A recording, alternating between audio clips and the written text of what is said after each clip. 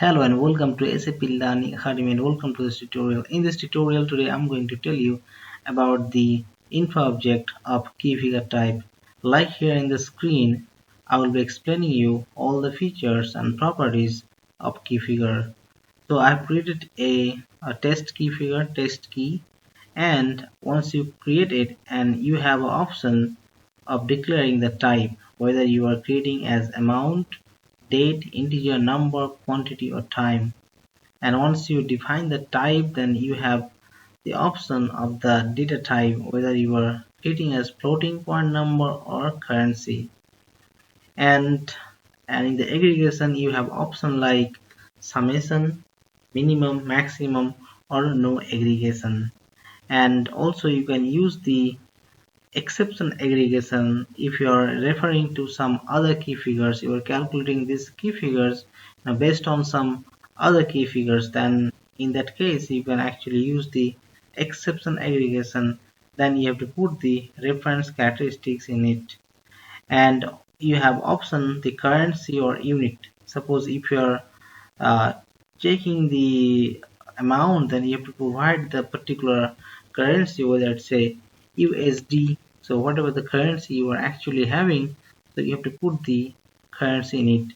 Or if you take the quantity in a, if I take quantity in a case, then it will not be currency anymore, so it will be unit. So what unit you are having, whether you are having in kg or whatever the unit you have to put the unit in it. And after that, if you want to reference to some other info objects, then you can click on it, then you can browse from here and you can take this reference info object. So also you have option like this. Now very importantly, I'm going to tell you about these properties.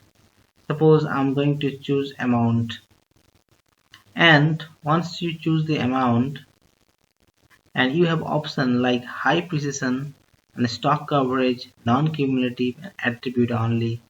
And once you choose the high precision, select the high precision, it means that the OLAP engine, the OLAP processor calculates internally with the floating point numbers with 34 digits, and it provides in greater accuracy and fewer rounding differences. And normally, if you do not select this option, then it calculates with floating number 16 digit, but if you select it, then it's going to calculate with 16 digit floating number. So it then provide you the accurate results, and it is important sometimes when you're having very large volume of number or amount that you're going to use. In that case, you can actually use this option. Now we are coming down to stock coverage. So if you select this stock coverage, and you can see there's another menu bar has opened, and if you go into that, you can define your, suppose we use this option stock coverage. Now suppose you are going to define a key figure based on some plan key figure. Suppose you have a demand or plan key figure, and you have the stock value, reference stock value and reference demand value, and based on that actually you want to define your particular key figure. So you can also provide the maximum periods, like you can provide as 12. Suppose you want to calculate for whole year, then you can put it 12, then it can give you the respective result based on this reference stock and demand key figure.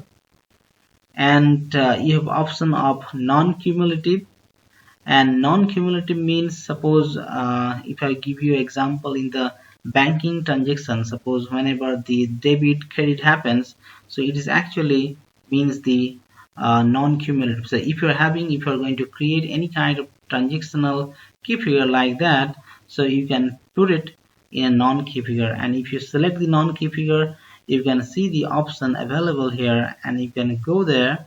Then you have to put the inflow and outflow characteristics, like if I give an example in the banking sector, and it should be debit and credit like that.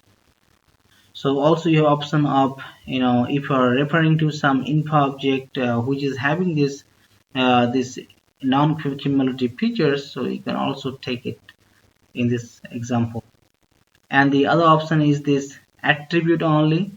So if you set this attribute only, it means that you are going to utilize this key figure as a display characteristics, so not as a navigational attribute.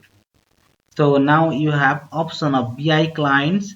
So BI clients means, suppose if you run the query and how you are going to display the data. So whether you want to see in what number of decimals, places like this. So that's all about this tutorial, and please watch my other tutorials. I've given the links in the below description. Thank you for watching, and don't forget to subscribe my channel if you have not done yet. Have a nice day. Thank you.